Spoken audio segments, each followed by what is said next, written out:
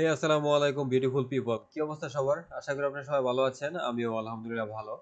And today I'll be talking about how search engine works and the crawling, indexing and the ranking process. So গতকালকে আমরা কথা বলছিলাম যে what is SEO, sorry গত ভিডিওতে কথা বলছিলাম what is SEO and the traditional SEO versus local SEO. So আজকে কথা বলবো হচ্ছে কিভাবে সার্চ ইঞ্জিন কাজ করে and how search engine works and the crawling, indexing and the ranking process and the more. So এরপরের স্টেপে যাই। So if we go to the next step, you can see first of all যদি বলতে হয় যে গুগলের core কি কি টার্মস আছে বা গুগলের কোর ফাংশনগুলো কি কি বা সার্চ ইঞ্জিনের কোর ফাংশনগুলো কি কি, সেটা গুগল হইতে পারে, বিং হইতে পারে, অথবা এনি আদার সার্চ ইঞ্জিন হইতে পারে। তো এর মধ্যে আমাদের সবথেকে পপুলার হচ্ছে গুগল এবং হচ্ছে বিং। সেই ক্ষেত্রে আমরা গুগল এবং বিং এগুলো নিয়ে আজকে বেশি কোট করব। So first of all Google করে হচ্ছে ক্রল করে।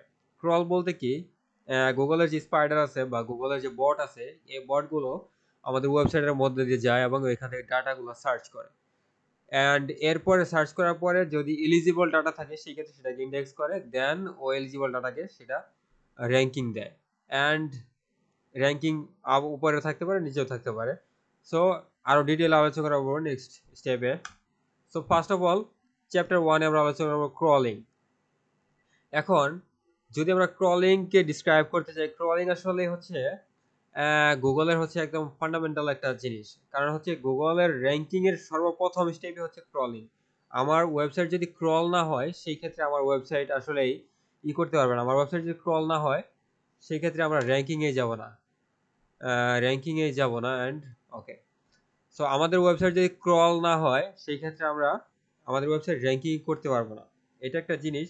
কারণ হচ্ছে ক্রল করার মাধ্যমে গুগল হচ্ছে এই এই যে যে এত ইন্টারনেটের মধ্যে যা কিছু আছে, আমরা যা কিছু দেখতে পাই, সব কিছুই কিন্তু আমরা চাই, সবাই কিন্তু চাই যে এই জিনিসটা যেন গুগলের ইন্ডেক্সে পৌঁছায় এবং হচ্ছে ইন্ডেক্সে পৌঁছানোর পরে সেটা র্যাঙ্ক হয়। এখন ক্রল জিনিসটা কি? সাপোজ একটা স্পাইডার হচ্ছে একটা নেটের মাধ্যমে যাচ্ছে। তো নেটের মাধ্যমে যাওয়ার পরে যা যা জিনিস আছে সেই জিনিসটা সে হচ্ছে সংরক্ষণ করতেছে বা সেটাকে লিস্টিং করতেছে। সাপোজ এটা হচ্ছে একটা বই। এই বইয়ের মধ্য দিয়ে আমি হচ্ছে সাপোজ আমি নিজে একটা ক্রলার, এই বইয়ের ভিতরে আমি যাওয়ার পরে এখানে ইনফরমেটিভ যা কিছু আছে সবকিছু আমি ক্রল করার পরে এইখান থেকে যেই ব্যাপারগুলো হচ্ছে আমার কাছে ইম্পর্টেন্ট মনে হবে সেইগুলো হচ্ছে আমি আমার যে সার্ভার আছে, আমার যে ডেটাবেজ আছে গুগলের অথবা বিং এর, সেই ডেটাবেজগুলোতে সেগুলো হচ্ছে আমরা ইন্ডেক্স করব। আচ্ছা, এটা হচ্ছে ক্রলিং। এখন ক্রলিং এর ক্ষেত্রে কিছু ব্যাপার আছে। তো ক্রলিং এর মধ্যে কিছু ইস্যু আমরা প্রায় গুগল ক্রল করার ক্ষেত্রে গুগল কিছু ইস্যু ফেস করে। দেখা যায় যে আমরা অনেক সময় দেখা যায় যে কারেন্টলি ক্রলড বাট নট ইন্ডেক্সড, অথবা ক্রলই হয় নাই ওয়েব পেজটা, বা এই টাইপের বিভিন্ন ইস্যু থাকে। এখন যদি বলি যে আসলে গুগল যে ওয়েবসাইটগুলো ক্রল করে, আচ্ছা আমি এটা বাস্তবে দেখাই। তো আমি এইটার জন্য আসলে একটা আমার আলাদা করছি। আচ্ছা, এখানে ধরে যদি আমি আমার পেজগুলোতে যাই, এটাতে আমি কাজ করি না যার কারণে এই অবস্থা। যদি পেজগুলোতে যাই সেই ক্ষেত্রে এখানে কিন্তু আমরা দেখতে পাবো আমাদের সার্চ কনসোলে crawled but currently not indexed. ঠিক আছে? তো crawled but currently not index এমন যদি হয়, তার মানে এটা হচ্ছে ক্রলড হয়েছে গুগলের বট দ্বারা কিন্তু ইন্ডেক্স হয় না। তার মানে কি, এইখানে আইদার আমার ইনফরমেশন নাই, অথবা এই ওয়েবসাইটে যে কোনো ক্রিটিক্যাল এরর আছে, অথবা ইস্যু আছে, অথবা যে কোনো টাইপের ল্যাকিংস আছে, অথবা ডুপ্লিকেসি আছে। তো যার কারণে ক্রল করছে বাট ইন্ডেক্স করে নাই। এখন এখানে আরেকটা জিনিস আমরা দেখতে পাচ্ছি যে excluded by no index tag, হ্যাঁ, অথবা নট ফাউন্ড। সাপোজ আমার সাইট ম্যাপে হচ্ছে, অথবা সাপোজ একটা একটা সাইটের মধ্যে ইন্টারলিঙ্কিং আছে অথবা গুগল ক্রল করছে বাট ওইটাতে সামহাউ নো ইন্ডেক্স ট্যাগ দেওয়া আছে। তো নো ইন্ডেক্স ট্যাগ যদি দেওয়া থাকে তার মানে গুগল আসলে আমরা আমাদের ওয়েবসাইট থেকে গুগলকে আমরা বলতেছি যে এই জিনিসটা যে আছে বা এই পেজটা যে আছে এই পেজটা তুমি ক্রল করতে পারবা না। কারণ হচ্ছে this is not ready for crawling অথবা this is not ready for ranking. So suppose আমরা যখন করি যে কোনো একটা ওয়েবসাইট ডেভেলপ করি তখন সেটাকে নো ইন্ডেক্স ট্যাগ দিয়ে দিই, অথবা ইয়ে থেকে ডিসকারেজ করে রাখি সার্চ ইঞ্জিন থেকে। তো যার কারণে ওইটা হয়। অথবা আমাদের এক্সএমএল যে সাইট ম্যাপ আছে, আমাদের যে পেজগুলো আছে, পেজগুলো আমরা অর্গানাইজ করি হচ্ছে একটা সাইট ম্যাপের থ্রুতে। তো সাইট ম্যাপটা থাকে হচ্ছে এক্সএমএল ফরম্যাটে। তো ওইখান থেকেও গুগল আসলে ক্রল করে, এবং ওই এক্সএমএল সাইট ম্যাপের লিঙ্কও আমরা আবার robot.txt ফাইলে ইনক্লুড করে দিই। তো এইগুলা ডিটেইলড আরো আলোচনা হবে পরবর্তীতে। ফার্স্টে আমি টাচ দিয়ে যাচ্ছি। সো গুগল robot.txt তে যদি দেখা যায় যে আমাদের ওয়েবসাইটের গুগলের বট দ্বারা করা থাকে, গুগলের বট যদি আমাদের ডিসেবল করা থাকে, সেই ক্ষেত্রে গুগলের বট আমাদের ওয়েবসাইট ক্রল করতে পারবে না। এটা একটা জিনিস, এটা হচ্ছে robot.txt এর ক্ষেত্রে। আবার যদি দেখা যায় যে আমাদের পেজের মধ্যে থাকে, পেজের মধ্যে যদি আমার হেড সেকশনে যদি দেখা যায় যে নো ইন্ডেক্স ট্যাগ দেওয়া থাকে, সেই ক্ষেত্রেও গুগল হচ্ছে আমাদের সাইট ক্রল করতে পারবে না এবং এটাকে ইন্ডেক্স করতে পারবে না। এরপরে হচ্ছে ক্যানোনিক্যাল ট্যাগ। এখন ক্যানোনিক্যাল ট্যাগ যদি রাইট ক্যানোনিক্যাল ট্যাগ আমরা না ইউজ করি, সেই ক্ষেত্রেও আমাদের এই গুগল আসলে আমাদের পেজগুলা রাইটলি অ্যান্ড এফিসিয়েন্টলি ক্রল করতে পারবে না। এটা একটা জিনিস। এরপরে হচ্ছে ইন্টারলিঙ্কিং অপরচুনিটিস যেগুলো আছে, এগুলো যদি আমরা না ইউজ করি সেই ক্ষেত্রেও ক্রল করতে পারবে না। তো এগুলো হচ্ছে কিভাবে এই জিনিসগুলো যদি আমরা ভালোভাবে অপটিমাইজ করতে পারি, সেই ক্ষেত্রে আমাদের ক্রল বাজেট বাড়বে, এক নাম্বার।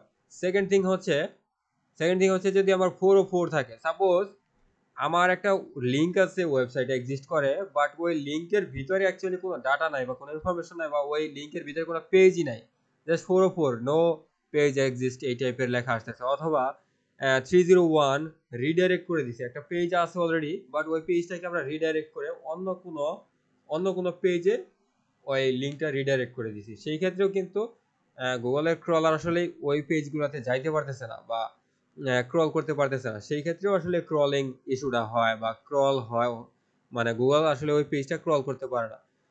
সো এই জিনিসগুলো আছে। এরপরে যদি দেখা যায় যে সার্ভার টাইপের এরর থাকে, অথবা হোস্টিং এরর থাকে, অথবা any others server side kind of error থাকে, সেই ক্ষেত্রেও গুগলের আসলে ক্রলিং এরর হয় বা ক্রলিং ইস্যু হয়। এখন এটা গেল ক্রলিং, এবং এই পাশে যেগুলো আমরা দেখতে পাচ্ছি এগুলো হচ্ছে আসলে কিভাবে আমরা জিনিসগুলো অপটিমাইজ করবো, ক্রলিং অপটিমাইজ করবো। Suppose robot.txt XML site map right ওয়েতে ইউজ করা, ইন্টারলিঙ্কিং অপরচুনিটিসগুলো কাজে লাগানো, and the canonical tags. So এরপরে যাচ্ছি হচ্ছে চ্যাপ্টার 2 তে। সো চ্যাপ্টার 2 তে আসলে আমরা যাব হচ্ছে ইন্ডেক্সিং সম্পর্কে আলোচনা করতে। And what is indexing? So ধরেন যে একটা লাইব্রেরি আছে, সাপোজ এটা একটা library, suppose this is a library. তো এই লাইব্রেরিতে আমাদের কিন্তু অনেকগুলা বুকস আছে। এখন সাপোজ হচ্ছে আমি সামাজিক ন্যায় নীতি বই, এই টাইপের একটা বই আমি খুঁজতেছি। হ্যাঁ, সেই ক্ষেত্রে এই টাইপের বই যদি খুঁজতে চাই, সেই ক্ষেত্রে কিন্তু আমার লাইব্রেরিতে আগে আমার রাখতে হবে এই টাইপের বই। সাপোজ সামাজিক ন্যায় নীতি, এই বইটা কিন্তু আমার লাইব্রেরিতে আগে রাখতে হবে। তো ফার্স্টে লাইব্রেরিতে যে রাখবো, এর জন্য আমাদের ইন্ডেক্স করতে হয়। তো ফার্স্টে ক্রল করলাম, ক্রল করার পরে আমার যে ডাটাবেস আছে অথবা আমার যে সার্ভার আছে, ওই সার্ভারে হচ্ছে আমরা ইন্ডেক্স করি ব্যাপারগুলো। ইন্ডেক্স করার মাধ্যমে এরপরে হচ্ছে ইন্ডেক্সিং এর পরে জিনিসগুলো আমরা অ্যানালাইজ করি, এভালুয়েট করি। তারপরে ভিতরে যে ডেটাগুলো আছে এগুলাকে এফিশিয়েন্ট কিনা, অথবা এগুলাকে ইউজারের নিডগুলোকে মিট করতেছি কিনা, সেইটার উপর ডিপেন্ড করে হচ্ছে এই গুগলের যে ইন্ডেক্সার আছে, সেই ইন্ডেক্সারগুলো এই বইগুলোকে অথবা এই ইনফরমেশনগুলোকে সার্চ ইঞ্জিনে ইন্ডেক্স করে। তো ইন্ডেক্স করার পরে এখন আমি বলি যে আসলে ইন্ডেক্সটার পরে আমি অপটিমাইজ করবো কিভাবে, যে আমার ইন্ডেক্সিং এর জন্য একটা পেজ কিভাবে অপটিমাইজ করতে হয়। তো সাপোজ ফার্স্ট অফ অল এখানে আমরা দেখতে পাচ্ছি যে হাই কোয়ালিটি কন্টেন্ট। আমার পেজের মধ্যে যদি জাস্ট ফ্লাফি কন্টেন্ট থাকে, সাপোজ যে কোনো জাস্ট ভুলভাল ইনফরমেশন দেওয়া থাকে, অথবা হুদাহুদি যে টকিং এই টাইপের কোনো থাকে, সেই ক্ষেত্রে কিন্তু দিস ইজ নট ইনফরমেটিভ হিসেবে ওইটা গণ্য হবে হচ্ছে গুগলের কাছে। সেই ক্ষেত্রে এই জিনিসটা আসলে ক্রল করবে না গুগল, ইন্ডেক্স করবে না Google. So first of all helpful content দিতে হবে, যেটা মানুষ রিলাই করতে পারে, যেটাকে মানুষ বিশ্বাস করতে পারে। অ্যান্ড মানুষকে আমি আর গুগলকে ইন্ডেক্স করার ইন্টেন্টে আমাদের কন্টেন্ট লেখা যাবে না। আমাদের লিখতে হবে হচ্ছে পিপলকে ইমপ্রেস করার জন্য। কারণ হচ্ছে যে আমি কিন্তু লিখতেছি গুগলকে পড়ানোর জন্য নয়, কারণ গুগলের তো বিবেক বুদ্ধি কিছু নাই, মানুষের হচ্ছে বিবেক বুদ্ধি আছে বা মানুষের হচ্ছে প্রয়োজন হয়। তো মানুষের যে ইন্টেন্ট আছে, ইউজার ইন্টেন্ট আমি ফিল আপ করতে পারতেছি কিনা, সেটা হচ্ছে সবার প্রথম বিষয়। এরপরে হচ্ছে যে ট্যাগস গুলো আছে, সাপোজ হেডিং ট্যাগস আছে এন্ড দ্য মেটা ডেসক্রিপশনস আছে এন্ড দ্য আদার্স হেডিংস আছে, H1 to H6 পর্যন্ত হেডিংস আছে and the video graphic infographic বা ইমেজেস।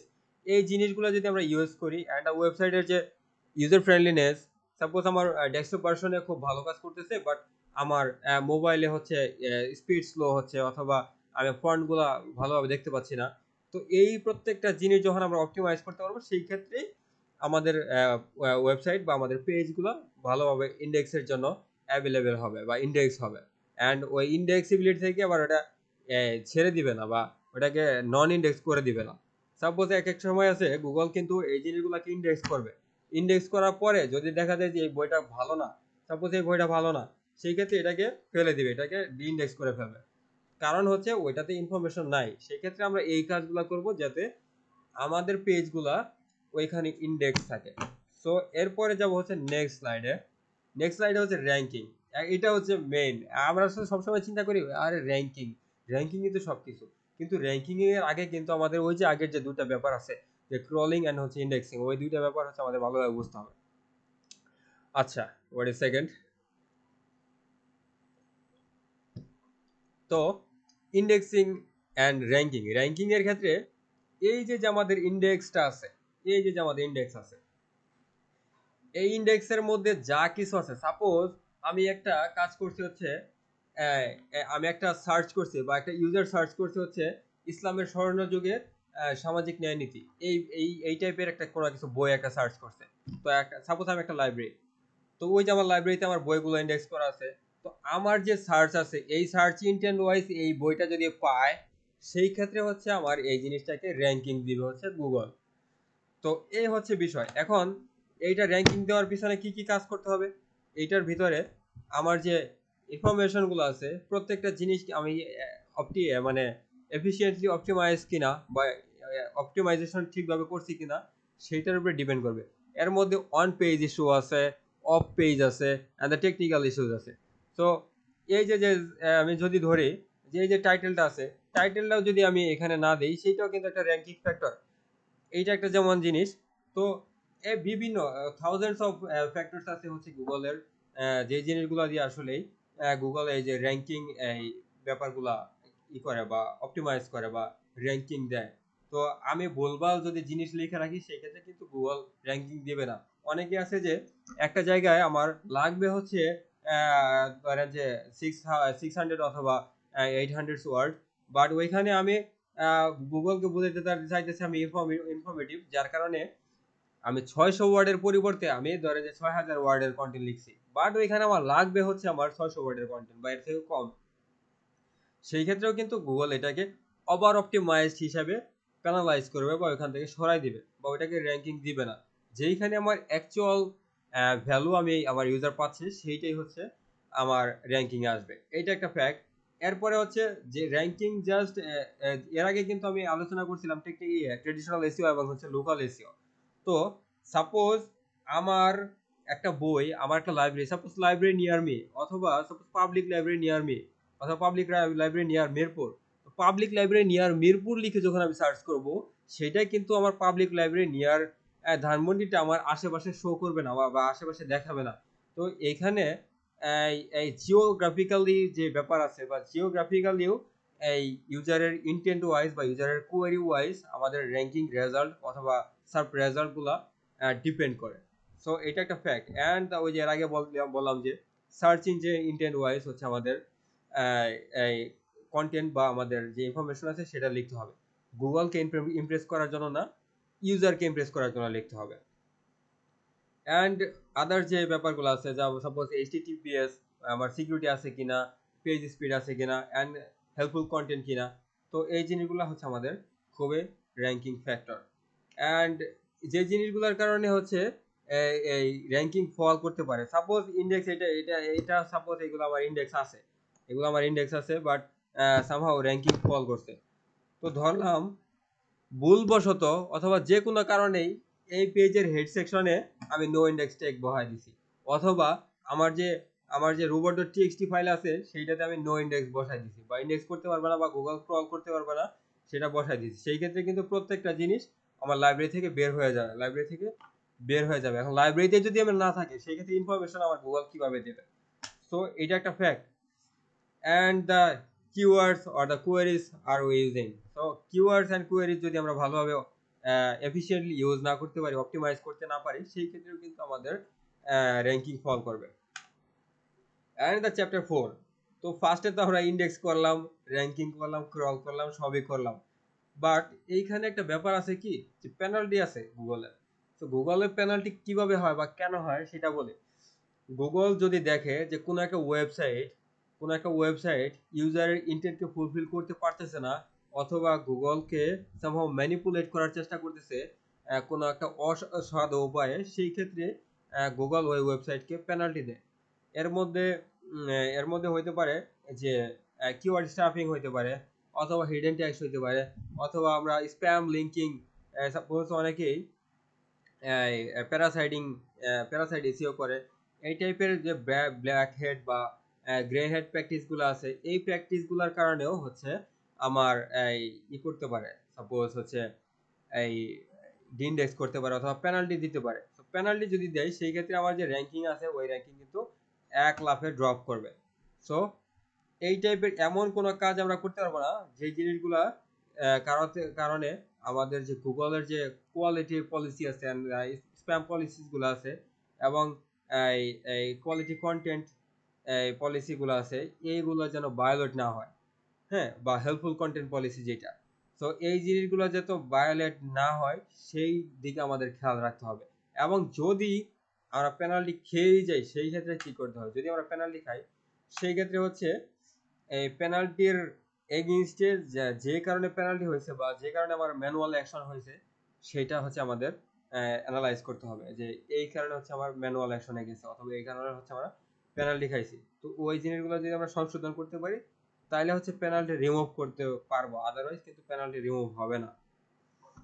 সো এই হচ্ছে বিষয়। অ্যান্ড এইখানে আমাদের আরেকটা ব্যাপার আছে যে এই এই জিনিসগুলো আমরা কিভাবে বুঝবো, বা এই যে প্রবলেমগুলো যে আছে এই প্রবলেমগুলো আমরা কিভাবে বুঝবো? এই প্রবলেমগুলো বুঝবো বা এই প্রবলেমগুলো আমরা দেখতে পারবো হচ্ছে আমাদের সার্চ কনসোলে। তো সার্চ কনসোলে এখানে আমাদের পারফরমেন্সগুলো দেখতে পারবো যে আমাদের কোনগুলো পারফর্ম করতেছে। যেহেতু সাইডে কাজ করতেছি না, আমার ওই অন্য ইয়েতে প্রোফাইলে হচ্ছে আমাদের ক্লায়েন্টের সাইড, যার কারণে ওটাতে যাচ্ছে না।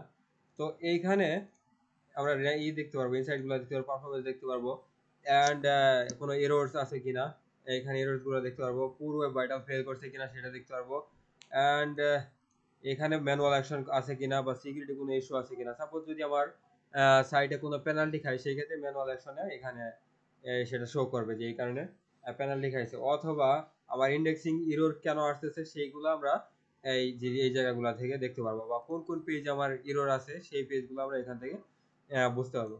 সো এই হচ্ছে আজকের ভিডিও।